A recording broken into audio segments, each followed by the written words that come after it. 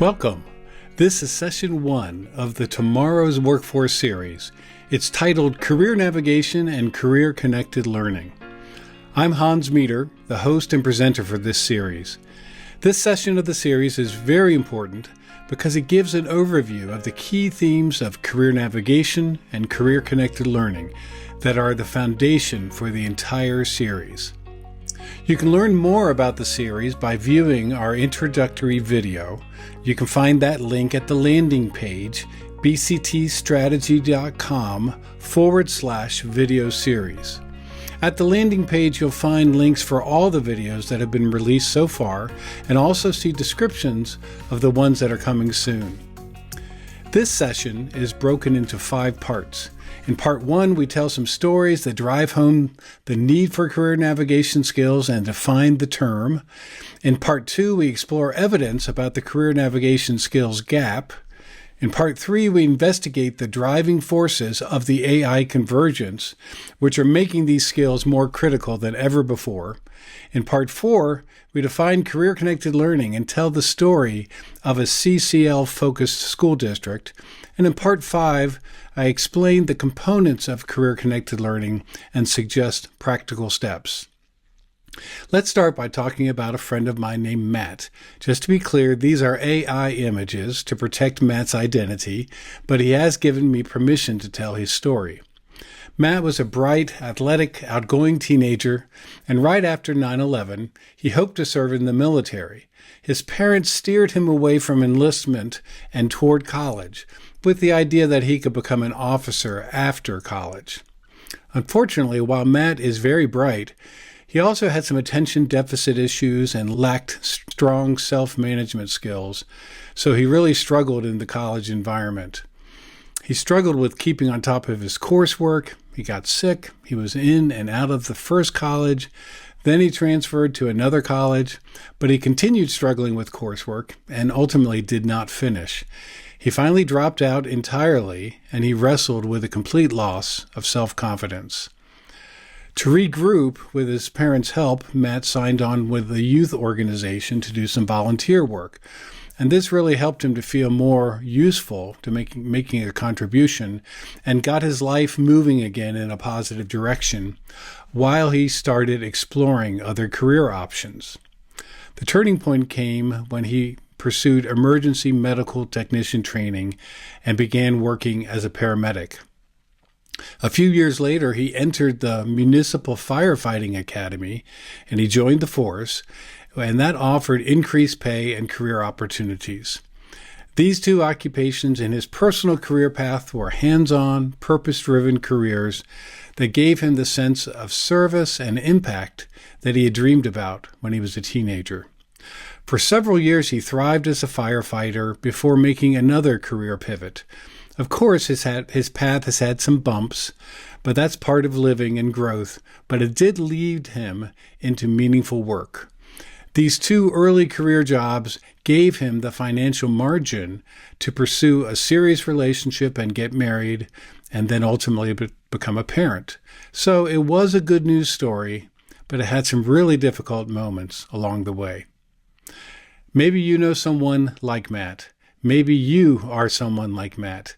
The truth is, many young people struggle, not because they lack talent, but because they haven't been given the tools to navigate their career journey in a way that focuses their talent and aspirations into marketable skills. Now I'll tell you a little bit about my story. I was raised in a supportive family where both my parents were first-generation college graduates. My dad was a preacher and Mom was a teacher. There I am, that cute little guy on the left with my 1965 crew cut. Well, we moved to the Washington, D.C. area, and throughout my schooling, I grew up in an environment where all the forces around me, my parents, teachers, counselors, and even my peer group, we all assumed we would go to college. That was our version of the American dream. So I did enroll in college after high school. And I chose a major, not based on defined career aspirations, but mostly on a hobby. I had a really fun major, radio, television, and film production. And during the fall semester of my senior year, I decided to do a work-based learning experience at a local television station. During that experience, I realized I didn't really want to pursue that field as a career after all. Whoops. Senior year is a little bit late to be figuring this out, but as we'll see, my experience is actually very common. I kept my mouth shut and graduated. I joined the ranks of the so-called underemployed, meaning I had a series of jobs that did not really require a college education. I did develop generic workplace skills, but I wasn't on any kind of a career path. So there I was, a college degree, not sure what I wanted to do. I'm tempted to tell you about some of my epic career fails. For starters, I got a job at an orange juice factory. Remember when they used to make frozen orange juice in cans? Well, that didn't work out. I couldn't concentrate, so I got canned. The next year, I got a job as a tailor making suits, but it was a so-so job, and I just couldn't cut it. Finally, I tried a job as a psychic, but I got fired for poor performance. I did not see that coming. Okay, in my defense, I'm not only a dad, but a granddad, so I have a concealed carry permit for bad dad jokes. All right, back to the story. A couple years after graduation, as I was trying to figure out some next steps, my wife, Lisa, recalled that when she had interned at that same television station, she met an author, Dr. Richard N. Bowles. Dr. Bowles had written a career self-help book called What Color is Your Parachute? This book was pretty new at the time, but it is still in print and gets updated every year. Anyway, I use this book as my playbook for learning about myself, learning about how to search for a career, and how to develop a career plan. Here's specifically what I learned through the Parachute book. How to conduct an inventory of my skills, my interest, my values, my preferred working conditions. I learned about networking and how to build relationships for career advice, for mentorship, and finding opportunities. I learned that transferable skills can be applied across various industries and job roles. I discovered that job search is really a marketing campaign. And of course, I was reminded about the importance of persistence and a positive mindset. I learned about creating a strong and customized resume and developing better interviewing skills. And finally, I was introduced to the concept of work values, clarifying the type of work environment that appealed to me. Of course, I could not be too picky at first. All that I learned in that self-help book are what we might call career navigation skills. I still remember sitting at my kitchen table with that book, learning so much about career navigation, but also being bothered. I was bothered that in the 16 years of education I had just come through, why at 24 years old had I never been taught or challenged to learn any of this? And we'll soon see from the data on the career navigation skills gap, my personal experience, and it may be yours as well, is far from the exception. What are career navigation skills? Career navigation skills are a combination of knowledge about myself, knowledge about the world of work, and actionable strategies and thinking and problem-solving skills to navigate a personalized career journey. More specifically, we can define career navigation skills as the following.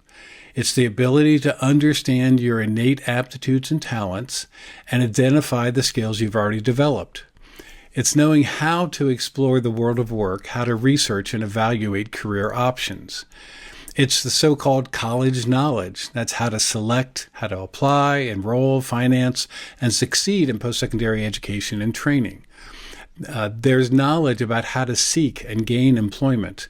The ability to apply employability skills, sometimes they're also called personal success skills or durable skills, that allow you to advance in employment, and then how to continually learn and grow on the job. And there's the ability to look ahead and strategize about the next job in a career path. And when necessary, understanding how to pivot to a related industry or an entirely new career.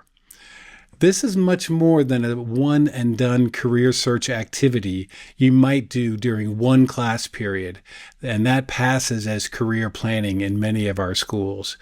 Career navigation skills are a portable toolkit of knowledge and skills that travel with you, and they should grow throughout your working life. So let's take a break now. In part 2, we'll explore evidence about the career navigation skills gap and also explore the impact of the AI convergence on the workforce.